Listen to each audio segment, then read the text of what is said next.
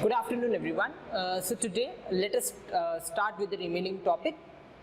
We were looking at chapter 13, which was transport and communication, and we looked at various forms of transportation: land, air, water. In land, in the previous video we looked at the roadways, and then today we are going to look at railways and pipeline from the land. Then comes water. In water, you have inland, then oceanic, international water.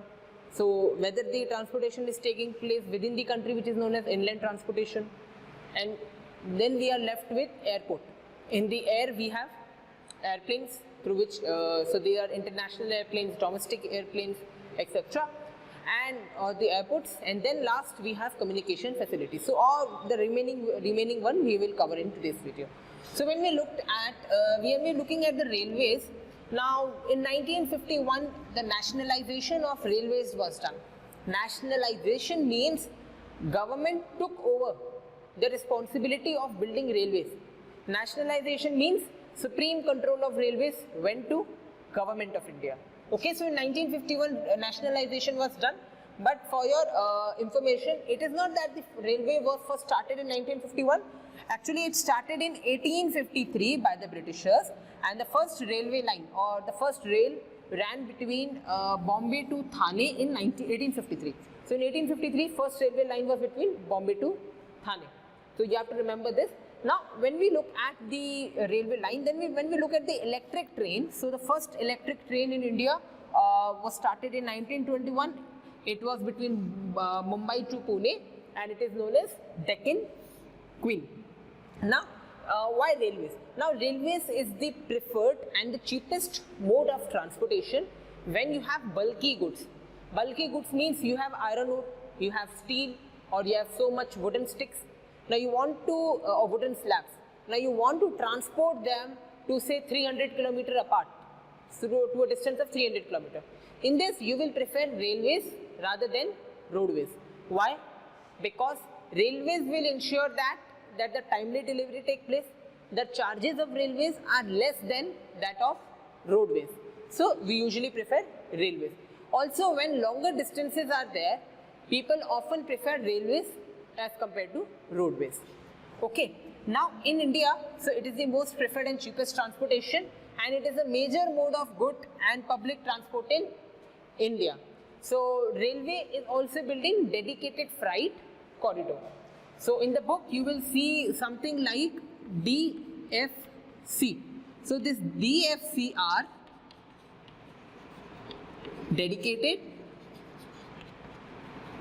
freight corridor.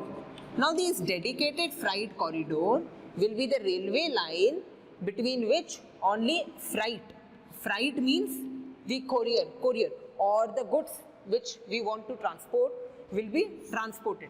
So in the dedicated freight corridor, only the goods will be transported. These goods can be iron ore, steel, stainless steel, or anything. Okay, so these are transported. So these are dedicated freight corridor. Now these DFCs will ensure that faster movement will be there. So on dedicated freight corridor, passenger train will not run. Clear about dedicated freight corridor? So this will ensure that more and more goods and services goods are transported. Now in India, we have three different types of railway line. First is broad gauge. Second is meter gauge. Okay, broad, meter, and third is narrow. The broad gauge is around 1.67 meter. Meter is 1 meter, and the narrow gauge is around 0.67 meter. So what does it mean? You have seen railway lines. Railway lines are like this. Okay. Now the distance between these railway lines will tell us whether it is broad, meter, or narrow gauge. In broad gauge, what is the difference? So the gap is around 1.67 meter. But if it is a meter gauge, gap will be only around 1 meter. So it will be around this much. And if it is narrow gauge, gap will be only this much, which will be 0.67 meter. Now in India, prior to 2000, we have mostly narrow to meter gauge. Broad gauge were very less, but now it has reversed. We have more and more broad gauges, and government is converting the narrow and meter gauge into broad gauge. Okay, so clear about the railway lines? Now,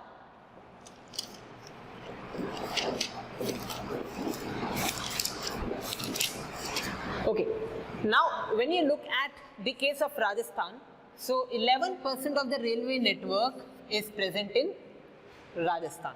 Okay, so major railway lines from Rajasthan are from Jaipur to Delhi, Udaipur to Delhi, Jaipur to Bangalore, or see number are there, Jaipur to Assam, okay, or Jaipur to Haridwar. So different major railway lines are there. So in the book you have 15-16 major railway lines. You can remember 2 to 3 names. Now when you look at the railways, now the contribution of railways to the economic development is immense. Why? Railway has ensured that each corner of the country is well integrated. Railway has integrated each and every corner of the country. If you go to the northeastern states, or take the case of Rajasthan. Rajasthan is a desert state, is a state where desert is present. Okay, whereas the northeastern states are those states where hill, lofty mountains, etc. are there. So the terrain there is rough. Now in both the places, one common thing is you will find railways. In Rajasthan as well, we have railways. Okay, whereas in northeastern we have railways. But one will say that the density of the railway is not much, but still railways are there. Why? Because railways are the most preferred means of transportation. Now after railway is done, we are going to look at pipelines. So this much about railways.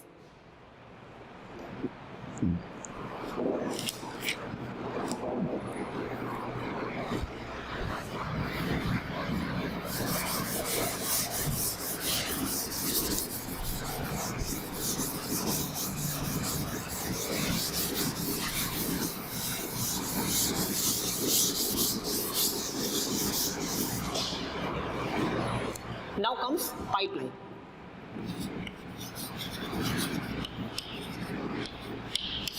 Pipeline means when you use pipelines for transportation of various goods. Now earlier the pipeline was used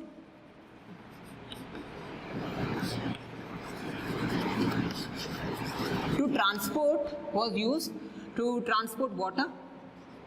So we get water supply from the pipes, है ना? But previously, okay, like so it was there, but after like 10 years back, go to 10 years back, or even in foreign countries if you look, pipeline was used to transport oil, natural gas, etc. So it is also used to transport oil, natural gas, etc. Okay, so pipeline is also used now. So pipeline. Now pipelines, so how transportation takes place? So these pipelines are laid beneath the earth. Okay, so I'll tell you how pipeline system works. So suppose this is the ground level. This is your ground. And this is underground surface. Okay, this is below ground. Now what will happen? In this region a pipeline will be laid.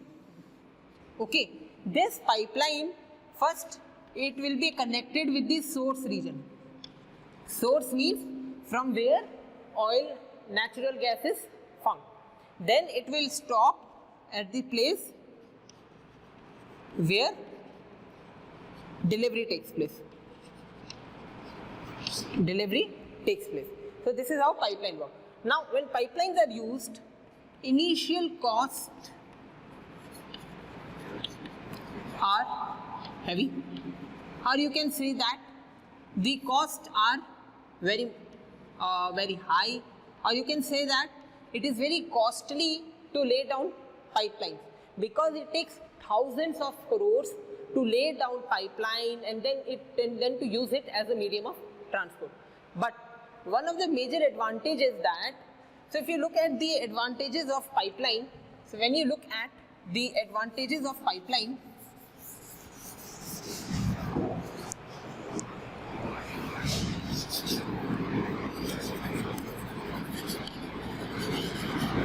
Advantages can be maintenance and operational costs are low as compared to roadways and railways. Second thing is ensures reliable, timely supply. Okay, so there won't be any delay. Now see, most of the pipelines are also laid in the oceanic surface. Okay, in the oceans, most of the pipelines are also laid in oceans. The internet we get, so cables, they are laid in the ocean. Now, have you seen that cyclone is coming and the internet supply getting affected? Very rarely you have seen that when cyclone comes, internet is cut off. It is not so. Why? Because pipelines is not such. It is fixed, installed in such a way that a disaster does not affect its operational. That's why it is said that it ensures reliable, timely supply. But we do see sometimes cases happen, and that is because of lack of maintenance, or when the disaster is when the disaster is much stronger. So pipeline ensures that reliable and timely supply takes place. Now India has signed various agreements. Now you know about Iran, Pakistan and India. These are three countries. These three are neighboring countries. Now government is planning to build an oil pipeline which will run between Iran, Pakistan and India. So the pipeline will provide natural gas, or you can say crude oil, to both Pakistan and India. So that's why pipeline is most important. And recently a pipeline was started between Nepal and India. So that pipeline will supply natural gas to Nepal. In case of Barmer, where we are living, where all of us are living, a refinery is going to get set up, but that crude oil will be transported through pipelines, not by roadways, railways, but by pipelines. So you can see the importance of pipelines. So this is about pipelines, a small topic. So we are done with land. In land we have road, rail and pipeline. Now let us quickly look at water transportation, air transportation, and then we are done.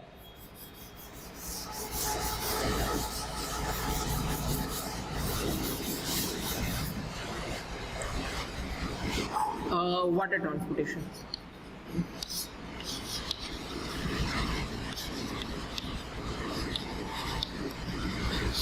Water transportation, it can be both inland and overseas. Overseas means traveling on international water.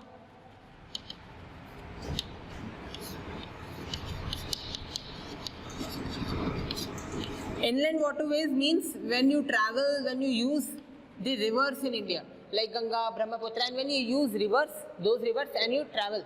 So you travel on those rivers. You use boats, etc. to travel on those rivers.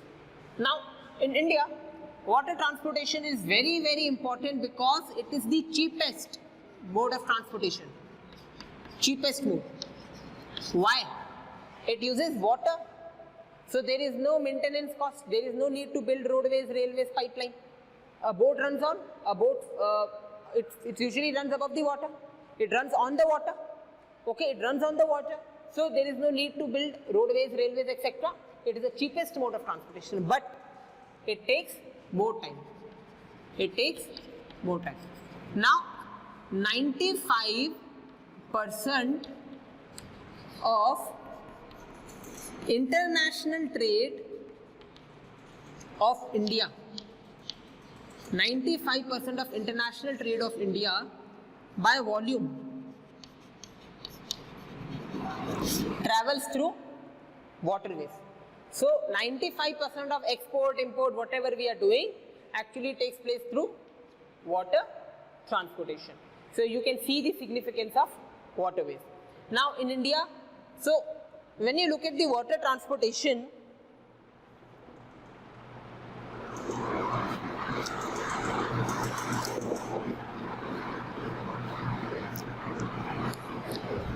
okay, when you look at the water transportation, so 95% of the international trade takes place by volume. And when you look at the map of India, so it is India's map, you can see that there is a coastline. So this much coastline, which starts from Gujarat, has various important ports.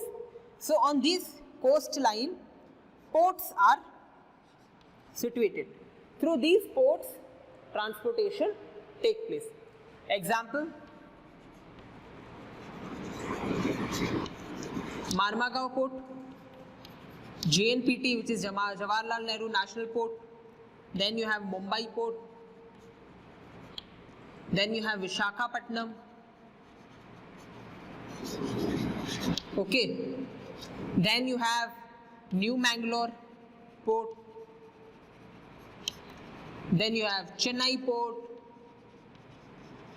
So around there are 12 major ports and more than 182 minor ports in India. These 12 major ports like Mumbai, Marmagaon, JNPT, Visakhapatnam, New Mangalore, Chennai, etc., Kolkata Port.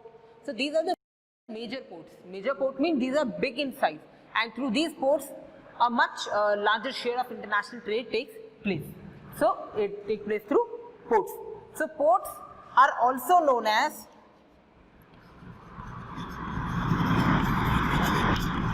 gateway to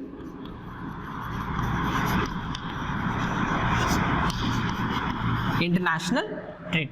Now let us look at national waterways. So in India, 4 waterways in India had been declared as national waterways in India. So what are national waterways? National waterways are the channels of rivers, lakes, basically the rivers on which inland transportation can take place. Implying that if you have one river in Gujarat and that river flows through multiple states and it ends in West Bengal, so you can use that river for transporting goods by waterways. So what you will call it? You will call it as inland waterway. So we have 4 national waterways. First national waterway is Allahabad to Haldia stretch. Allahabad to Haldia stretch, which is on river Ganga, Brahmaputra and Hooghly river. So between Ganga, Hooghly river. So national waterway 1 is Allahabad to Haldia stretch. Now when you look at this national waterway 1, now this is the largest national waterway. Okay, this is the longest.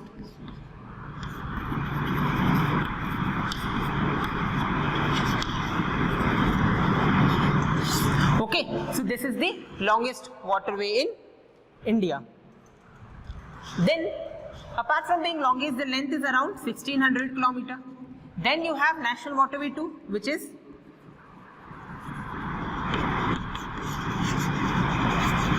Sadia Dubri stretch.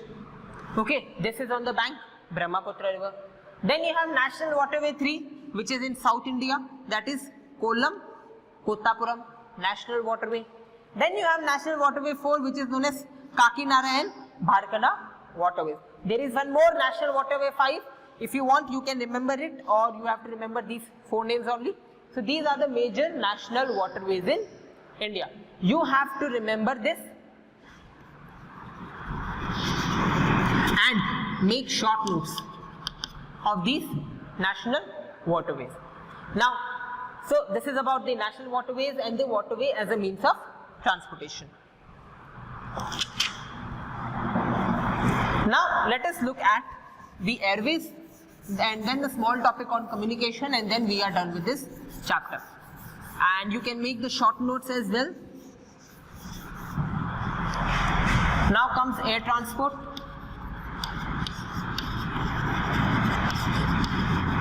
Now it was nationalized in 1953.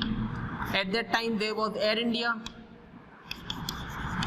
and it was usually known as Indian Airlines. It was known as Indian. At that time it was known as Indian Airlines. Air India or Indian Airlines. Later on the name changed to Air India. So this is, and the government is planning to sell Air India because government is facing losses. Now when you look at the air transport, it is fastest but costly. It means that it is fastest but the cost is very, very high. So for the air transport we have airports. Different types of airports are there. Domestic airports, international airports. Then we have first class airports. Apart from that we have other kinds of airports. These are nothing but normal airports, but domestic and international are different from first class airport.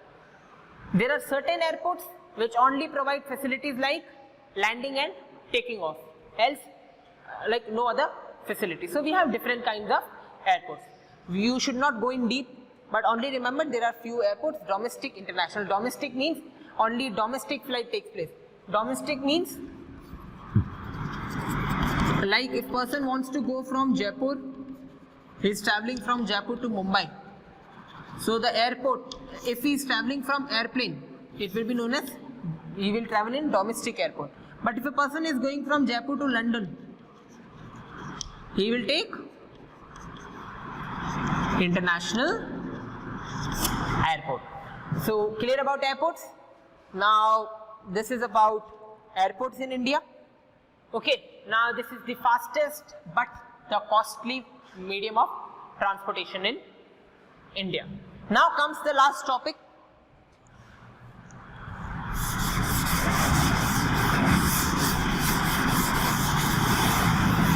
Now comes the last topic, which is about communication. Now I'll give you a look at the communication. So what we are going to look here. So here we are going to look at internet, mobile, broadband,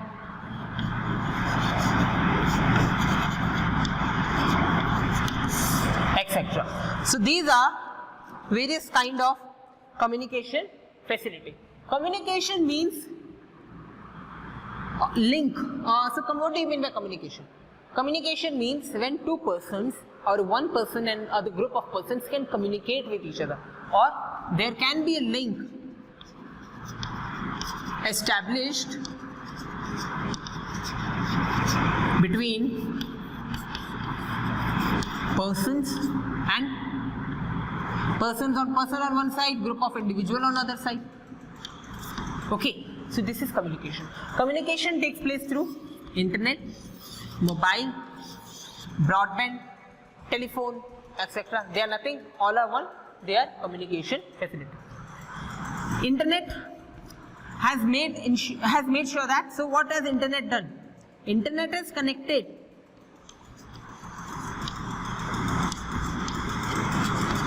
one part of world with other part.